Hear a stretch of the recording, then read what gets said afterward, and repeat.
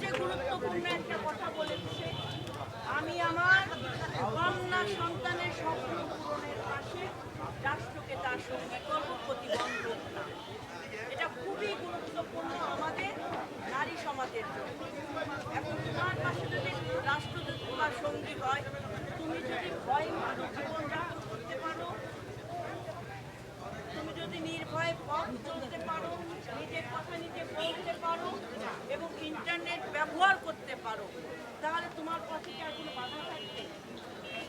তুমি নির্ভয়ে যদি চলতে পারো, রাষ্ট্র যদি তোমার সঙ্গী থাকে, তাহলে তুমি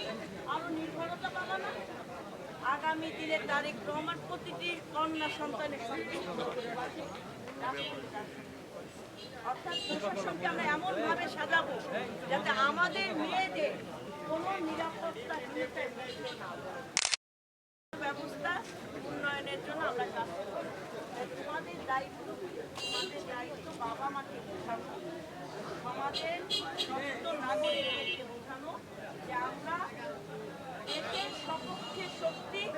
জাতীয়তাবাদের নেতা তারেক রহমানের হাতকে আমরা আমাদের অধিকারের কথা ভাবে, সম অধিকারের কথা ভাবছে, নারী সমাজের উন্নয়নের কথা ভাবছে, এই তারেক রহমানের হাতে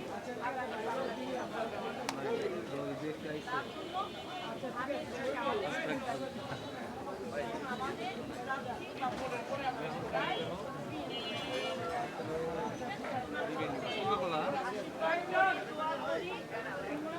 এই কেরানীগঞ্জ থেকে একসময় আমি যেমন রাজনীতি করছি, দেশের জন্য কাজ করছি,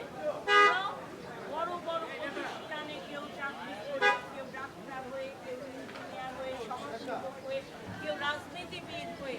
সমাজের মানুষের